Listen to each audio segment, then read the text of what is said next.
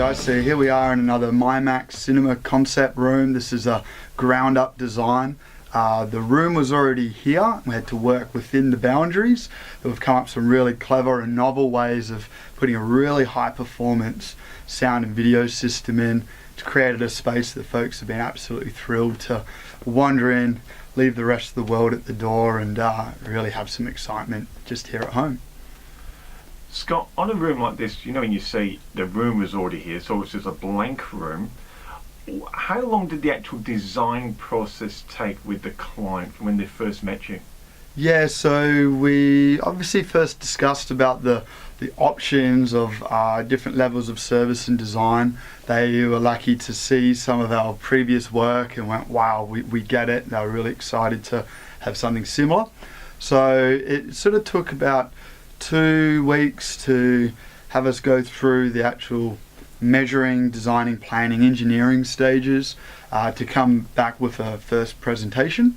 And look, yeah, we pretty much nailed it first time. We made a few small changes with product layout and or rather choice, but within a week after that we had a system that the clients were really happy to move forward with, both visually and the product spec and the actual overall concept.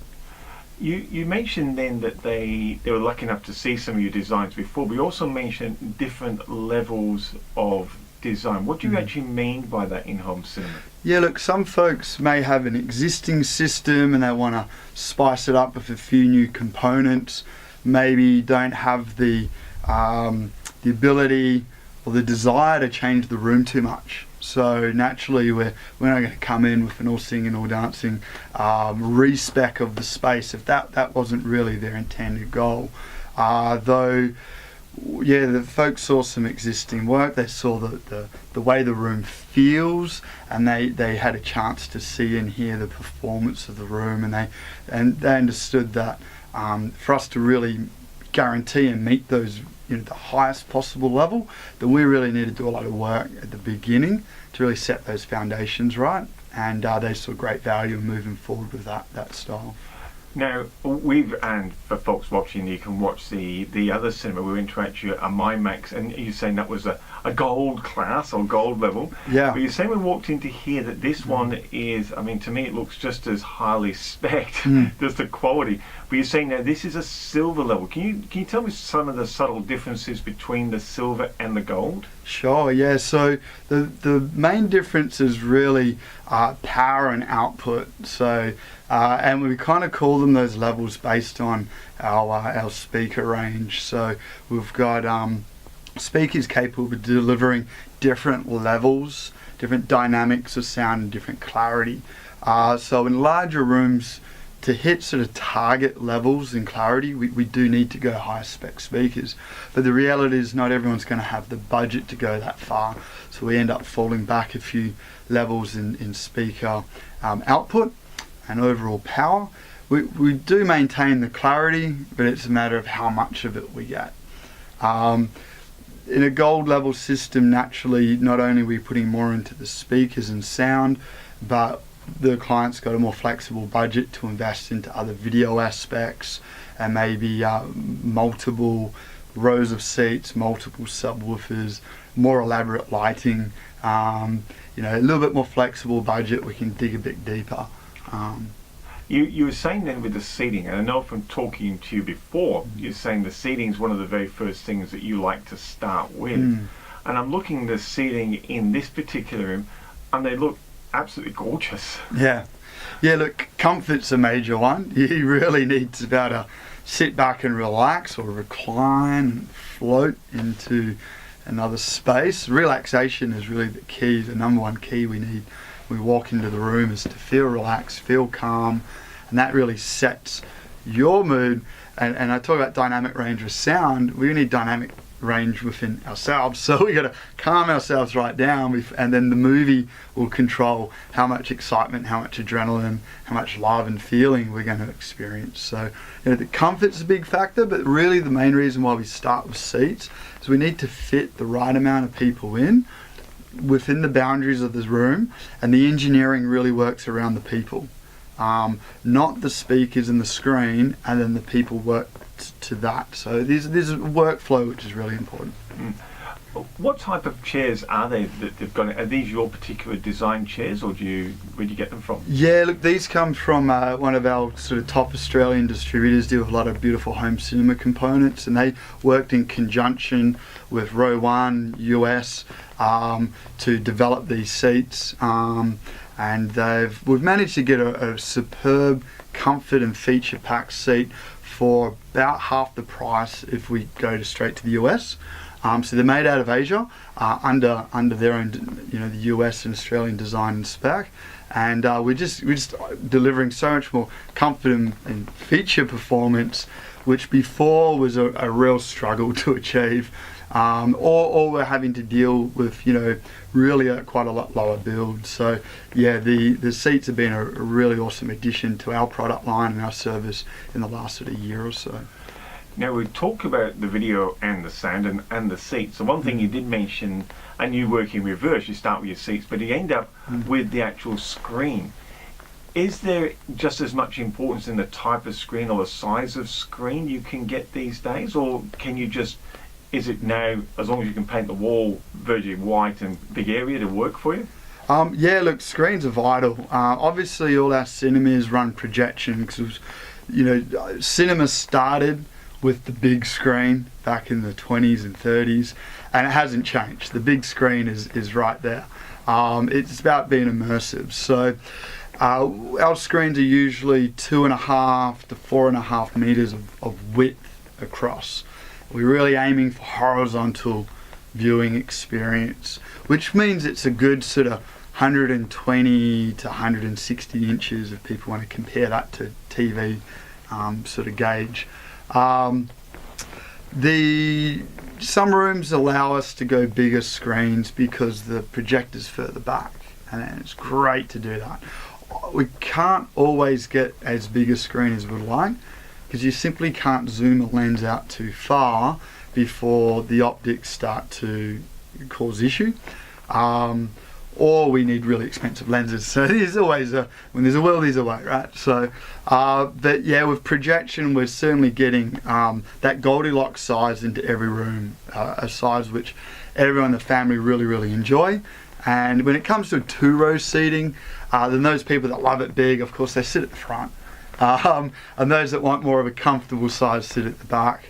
But cinemas are small rooms, so again, the difference between front and back row, geometry-wise, in a theatre room is quite large, whereas in a massive cinema, 3 or 4 rows of difference is a minimal change in screen size. So that's why we're really critical for the engineering of seating placement, that relationship to the screen and the speakers.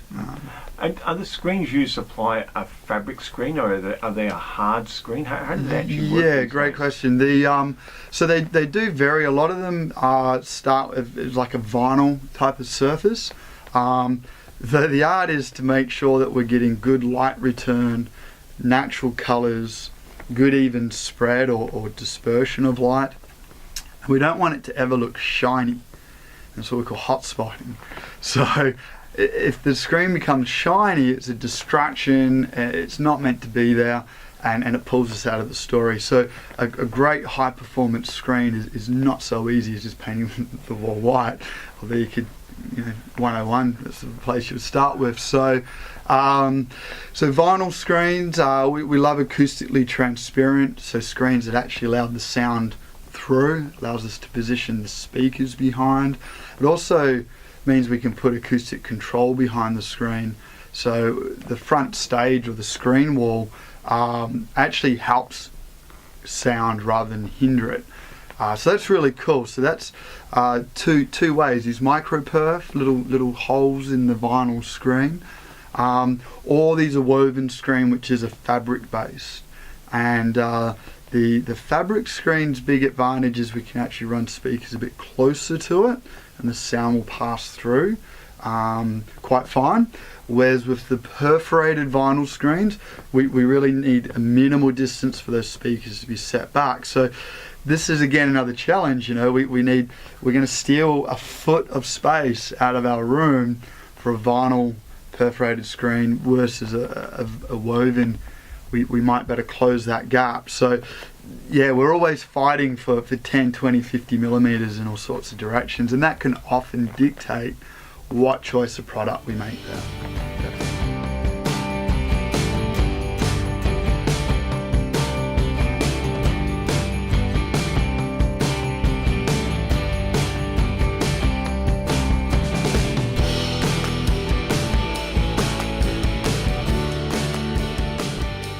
Incredible. I'm going to wind back a little bit, Scott. In the beginning, you were saying when people, on a bit of a budget, and you were talking about lighting. I've looked around this room. The lighting's gorgeous. Yeah. How important is lighting now becoming? And I don't mean the lighting from the projectors, but the ambience of the room lighting. Yeah, look, it's really big game changer to how someone feels even walking into the room. Adds that sort of mystery and intrigue, and again helps to sort of transcend your mood from I've just got home from work, I've just finally finished putting the dishes away, into entering an entertainment space. So if the room was lit up and bright like any other room, then it doesn't really give you that sort of sense. And I've noticed this a bit lately, even at home. I've just been building my own demo system, and we've got the lights fit out there. And it's not till you dim the lights and add this beautiful sort of shading and mystique that people are like, oh wow, really does add a lot to it. So it means we've got to use different fixtures and fittings and angles and color temperatures in this room than we do other spaces. Yeah. Now, I've got an email. It came from Sandra. Now, she's in New York. And she's been talking to her husband about having a cinema unit built over there. Sure. And he's told her it's a man's domain. Often it can be. Yeah, look, I mean, you use these spaces to escape the rest of the world, and for some people it's also to escape everyone else. And even themselves in the process. So yeah, a lot of cinema rooms are dubbed man caves for sure. We find that there's been a good use of families, a lot of couples. It's actually very interesting how sometimes the ladies will kind of go, oh, this is all a little bit too much, and then actually love it. And probably singing more praise at the end of it than even the fellow. But I think maybe the guys are so dumbfounded they're speechless. Maybe that's why they don't get a word in. Yeah. I've just seen some of the cosmetic touches that don't strike me, and I don't mean to be sexist, don't strike me as male touches. But some of these rooms, some of the finishing touches, like they've put in the popcorn machines, they've got the artwork. They've really paid attention to some of the finer details. Is this the whole family getting involved in the process, in those, finishings that create that atmosphere? Yeah, look, some folks like to really feature it with some paraphernalia and memorabilia. Others sort of keep the room a little bit more neutral. Probably the biggest challenge for some people at the start is the concept of black ceilings and a dark room. And it's simply because we're not used to that in a home. Of course, we go to a commercial cinema and it's black ceiling and dark walls. So, cinema room needs to function. When you go into the garage, it's a concrete floor and it's fluorescent lights. It suits the purpose. So, because we're not used to it, there's sometimes a little bit of, we don't really get it, we're not sure, a little bit fearful of such a dramatic change in a space. But every single time, 100% of the time, the whole family are so happy we did, and they do say that they're a little bit surprised with just how much they love the room and how calming the room feels with even that paint choice and fabric choice. And I know what you mean about you painting the ceilings black, but and I'll show some shots of this ceiling. The ceilings are very, very textured when you do them. They're not just a flat paint. You've got all these. It's almost like an upside down cityscape with all these blocks you've got. Yeah, there's more to it than just painting the walls, of course. There's the acoustic framework or fit out. And here we're using a range of fabrics, and also the skyline panels, which looks like the city skyline, are an awesome way of what we call diffusing the sound. It gives the room more spaciousness and envelopment to the room. So they're great for sound, and they do look really cool as well. So we've got black fabrics, black paint, and black skyline panels, where they all add this really awesome texture and feel, and it's a bit of a showstopper. People are really like, oh wow, look at that. And I noticed that up around there, you've even incorporated lightings, especially around some of those fabric panels you've got up there. You've put the lighting up on there as well. What leads you to put those little touches in? Yeah, again, it's sort of, like they said, you touched on before, like the man cave feel, or, it's the fun room. It's where you can kind of let your hair down a little bit, go a little bit crazy. So adding the coloured lighting adds, again, more mystique and more fanfare and excitement. And, when you go to the commercial cinemas, it was the neon lights and the flashing lights and the popcorn and all the fanfare. And that when you walk into the room, you want to feel that straight away. You don't want to have to sit there and turn on a show and get excited when the movie starts. MyMax cinema and a real cinema is really about creating that whole excitement the moment you walk through the door. And you do say about creating the whole feel, and it's one thing at the moment as we're just filming and having a chat here. The carpets as well. Who takes care of that? Are you choosing that for specific reasons as well? Yeah, look, we like to go darker there as well. Not often we go black. Try and keep that clean from specks of particularly popcorn, but the dark grey and a little bit of a speck of grey works really nice. We don't want the floor to reflect from light too much as well. Fortunately, the screens are a bit further from the carpet than they are the ceiling, so we have less light reflection issues down there. The folks here already had this carpet. It's a little bit lighter than maybe I'd prefer, but it was already here. It was just put in, and it sort of passes fine. Some of our other designs, we go in a few shades darker again, but we have a bit of a grey speck in there, add a bit of texture to it. There's an underlay. We usually go for an open cell underlay, which means the sound will actually absorb rather than some of the rubber underlays where the sound will reflect. So we do think about each surface and each product contributing more than just look, but also how does that contribute for function, both projection or video performance, and also acoustic performance as well. You're talking about surface, and way back when I first left school, I was a cabinet maker, and I noticed your cabinets that you put in, but traditionally hard surfaces do what you're talking about, reflecting sound. And I'm looking at the way you design your cabinet, because obviously you've got a lot of engineering, a lot of power that you're having to put away in the equipment. Is this a challenge to design that in a way that it will still work and not compromise? Yeah, look, definitely. There's a fair amount of equipment. It needs to go somewhere. It produces heat, so we need to remove or circulate the heat.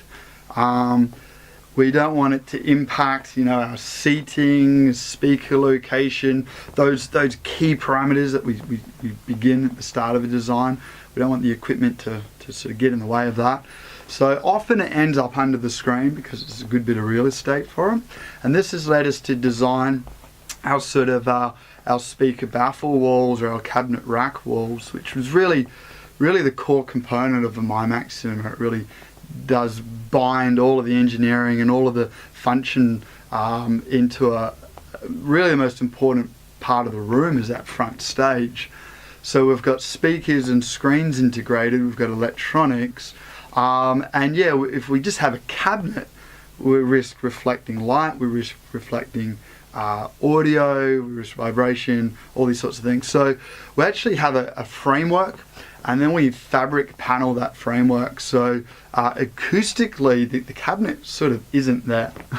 In fact, in between parts of the cabinet, we put acoustic control or absorption. So now the cabinet, for a better word, is now aiding and absorbing and controlling sound. So it's a massive acoustic advantage. It's still functioning well, and we now have our racks, so we have proper equipment racks, which with it carpeted throughout, we put like a furniture slider underneath. Such a simple product, but it's been such a game changer for us. And the racks will simply slide in and out of that space. We've got complete access to the wiring, the back panels, and it just slides back in. So yeah, we've probably ticked 8 boxes with this one concept alone. And you know, you're buying one product, investing into one sort of overall concept rather than 4 or 5.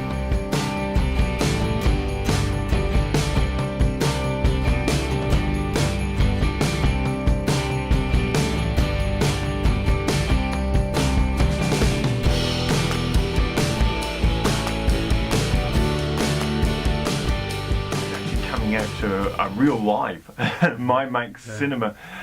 Scott, I just want to reflect a little bit, maybe go a little bit more in depth, because I know a lot of enthusiasts and people go, I'm getting a cinema, and a lot of them are visual, and they're saying, what is this screen combining with projectors? What's your take on this? What piece of information do you share with people? Yeah, look, so we touched on a little bit of the screen surface technology or the makeup of the screen. To dive a bit deeper, staying with surfaces for now, we've got the woven, the vinyl, the perforated vinyl screens, depending if we're putting sound behind or not. Now, fixed screens are our preference in a dedicated cinema, so it's a framed screen, it's pulled nice and tight, it doesn't move. Therefore it never wrinkles or waves or does anything funny like that. Though of course if we need to see behind the screen, we might have a window. In my house, we've got a window there, so I need to do a drop screen. Cool thing is we can roll screens in and out, which TVs can't do, which is kind of cool. But a dedicated space where the intended purpose of this room and of that area is the screen, then a fixed frame screen is always superior to one that has to retract up and down. As I say, no waviness, nice and pert, and you're not paying for extra motorized bits that you simply don't really need. So that's another aspect. The other one talking about aspect is exactly that, the aspect ratio, the shape and size of the screen. Which varies between TV standard, which is 16:9, that's become the typical widescreen TV. In cinema and movies, we go even wider and bigger again. So for about 80% of the movies created are actually in what they call CinemaScope format. So this is extra wide. And of course it's extra wide because our sight is much more peripheral than it is up and down. So it's more immersive, it's more natural, it's more real. And the cinematographers for movies know how to use that really well. And it's designed to be big. Whereas TV, it's designed to be kind of captured. So we love to go CinemaScope screens if we have the lens range to allow that format. Otherwise, it can sometimes be the fact that a big 16:9 is going to suffice. So CinemaScope's really exciting. When you go big and wide, there's absolutely no mistake that you're captivated by the movie, for sure. Scott, when you're talking screens, and you mentioned TVs then, and I don't know if it's a fad or what, but we see TV screens now being curved, and they're saying that is giving us. Is that going to happen to cinema screens, or is that just a bit of a cosmetic gimmick? Well, look, actually curved screens started in projection, because to actually get the screens from a typical aspect to a very wide aspect, they needed to introduce an anamorphic or cinematic lens in front of the projector that would create a wider picture, but as it did so, kind of curved the picture. So the screen was curved to then capture it all in perfect focus. So often a curved screen is required for an anamorphic or cinematic aspect projector. So there was a purpose behind that. And yes, it did also kind of wrap you in there a little bit nicer, but we're talking screens 3, 4, 5 meters wide, big screens, where you are inside that focal point. For TV, say a 65-inch TV, that's what, 1.2 meters wide or something. You need to be sitting about 1.5 to 2 meters away from that TV to really have that immersion, and no one sits that far, they sit 3 or 4 meters back. So yeah, I'd say a bit gimmicky on the TV side of things. Though a fair point is the TVs are getting bigger and bigger, and Samsung's released a TV wall where it's modular and you can go massive, 150 inches. So TVs are, they're starting to get the size that we want. Potentially, the Samsung TV wall might build to be CinemaScope shaped. That would be phenomenal. But they're an acoustic nuisance. So it comes back to our perforated or woven screens that are allowing us the speakers right there with the action on screen. So the sound and the picture are perfectly linked up. There's no doubt, there's no processing in the mind as to how that's coming together. So that's one advantage TVs are never going to crack, but yeah, it's exciting that they're getting bigger for sure. Will the TV, and I know you're passionate with the projector side of it and matching the projector to the screen, can the TVs ever compete, currently of course, with the quality you get out of a projector? Well, I mean, the TVs have higher dynamic range. They can burn brighter with a better black level. And dynamics is what we want. To the eye, that's the first thing that's going to grab your attention. More so than range of color or even detail and resolution.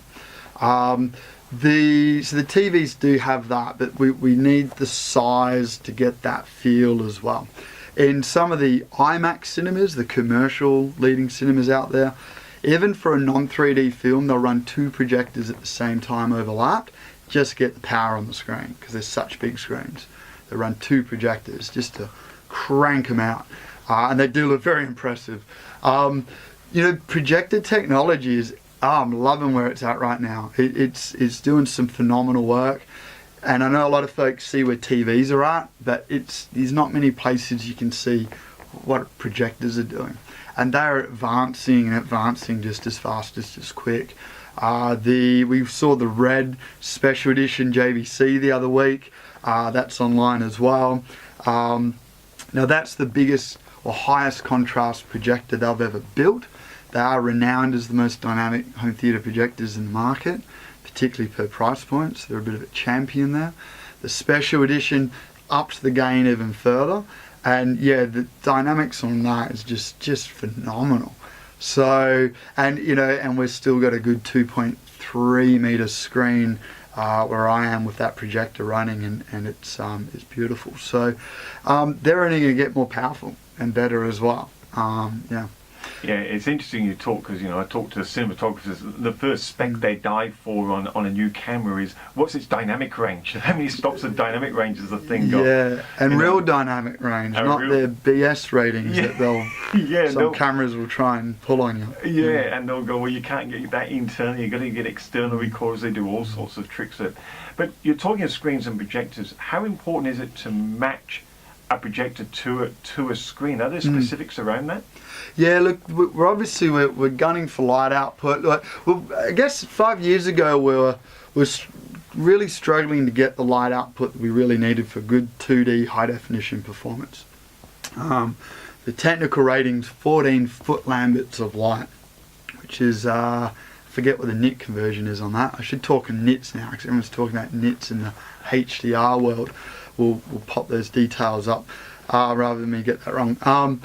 But yeah, so as calibrators we work on foot lamberts of light output off the screen. And that's measured off the screen, not out of the projectors. It's the real thing. And look, some commercial cinemas don't even hit that target. IMAX certainly does. They'll be bowling that over.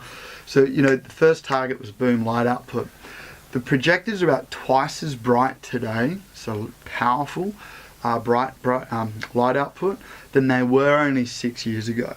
So dramatic changes with the pop off the screen. So we're easily doing high definition 2D performance, no problems at all. Now Ultra HD is here. And we just started calibrating projectors like perfect HD. Again, 5-6 years ago, the color would be a little bit out, and I'll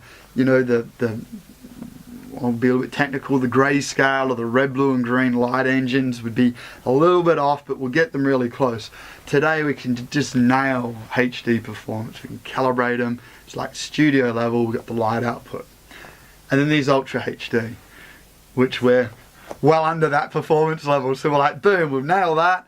Now we're chasing the next big one. So Ultra HD is the resolution, so 4K, that's the 4 times HD pixels, so more pixels. It is high frame rates. It's wider colour. And that's what the commercial cinemas have had for a long time. They've had what we call DCI colour, which is digital cinema. So their colour space is bigger. And our performance at home was a compressed version of colour. Now we can see this much colour, and in HD video we see this much, and in DCI we see this much. We're really sensitive to colour. In fact, second to light is colour. So wider colour is a really big deal. And we're trying to get our home projectors to hit a DCI standard, and they're kind of getting close but not quite there. But you know, it's an impressive difference that they're at least getting close.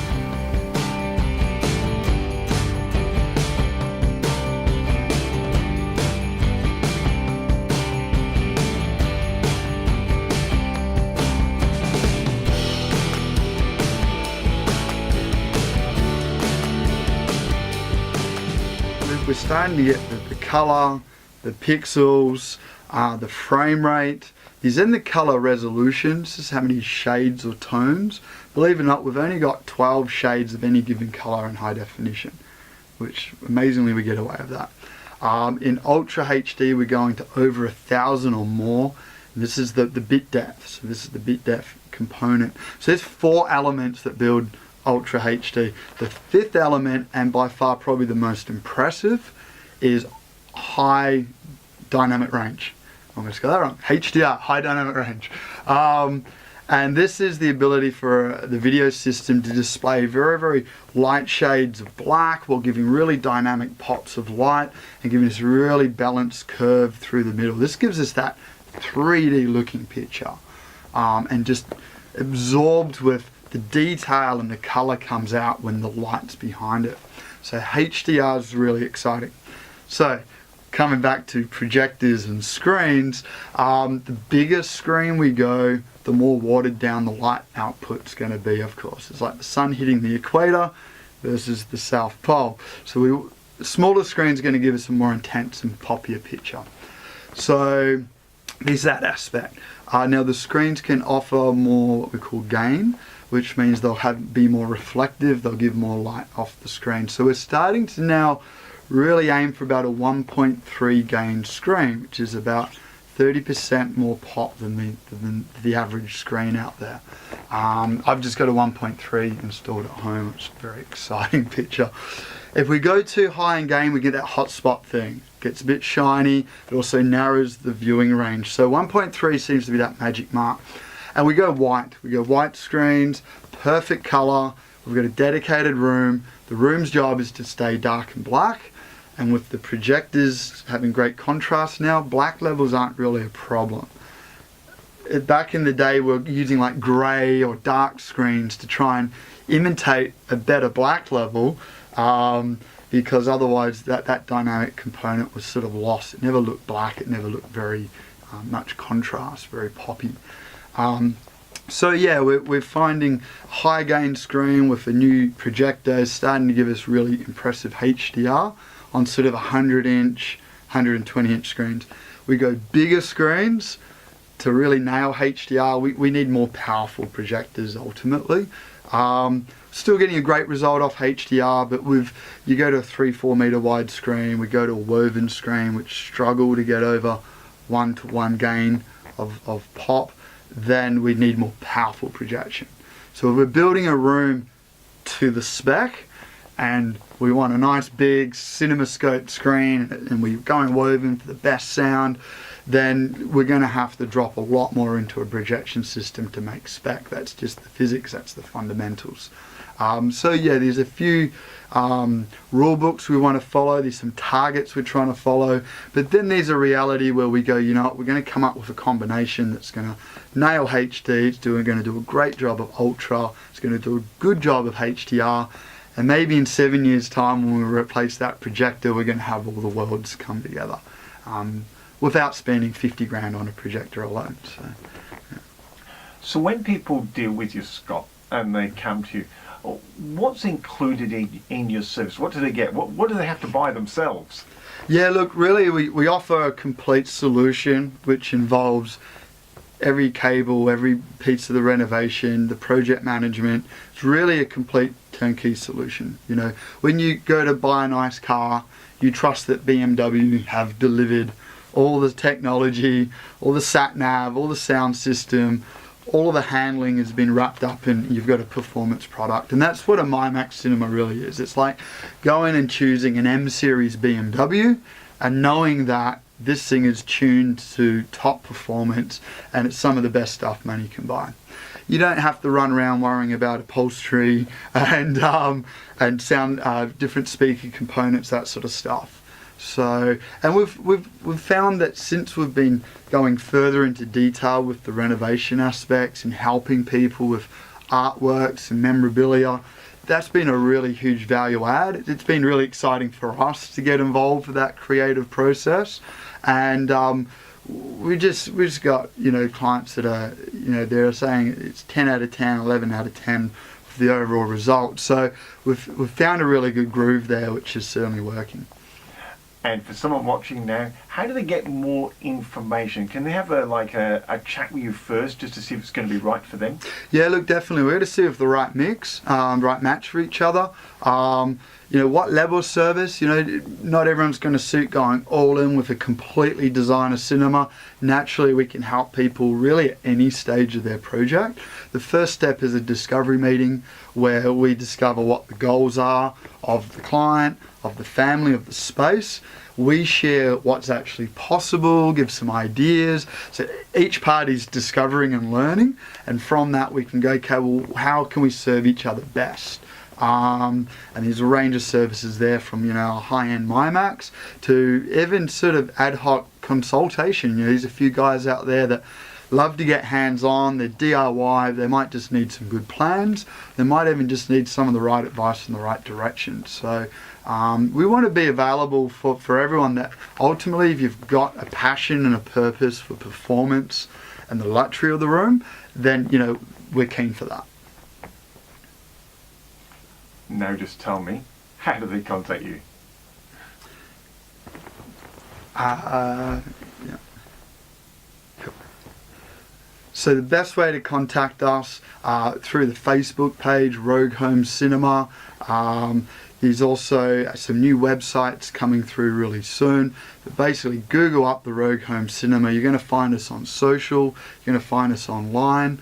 Our number here in Australia, it's +61 418 947 585. They'll come to me.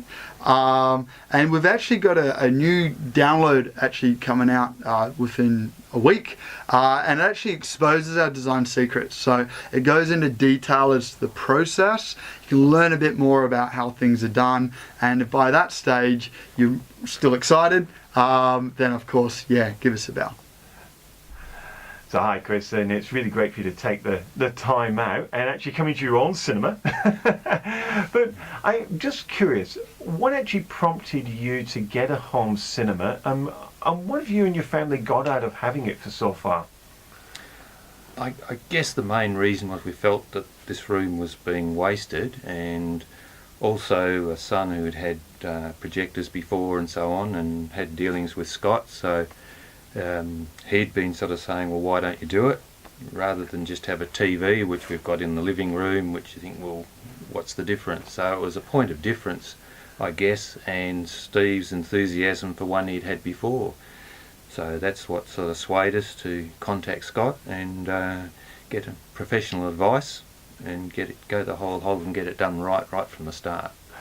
When you went to Scott and you were getting that advice, were you a little bit surprised at how much you could actually pack into this room that you just said that wasn't being used? Definitely, yeah. I guess to start with it was all a bit scary for some of the family, thinking, well, a black room, all totally to sort of get rid of the light and everything else, but it's turned out amazing, and everyone's very happy with the way it's turned out and the look of it, so it is, yeah, turned out very well. And I suppose one of the questions a lot of people would ask, this is in your family home, so was there much disruption to the family while the works were going on? We know notorious for builders, but what was this process like? No, very little disruption actually, because they really just operating within this confined space. A few cables to be run, but that's all for the network setup and so on. Yeah, compared to having building renovations, very little disruption to us, having been through building renovations just before that, which was the key to sort of go down this track anyway. And in summary, you've got the room now and you're using it. What do the family think about it? Do you get much use? Is it giving you what you wanted? Oh, definitely. We use this just about all the time rather than sit in the living room, and if even just watching TV. It's much more pleasant in here if you're just going to watch TV anyway, so it's a nice way to retire to after we've had an evening meal or whatever, and then of course then if you want to put on a really good movie, you've got that total experience that's sort of all encompassing with the total surround sound that we get in here, which is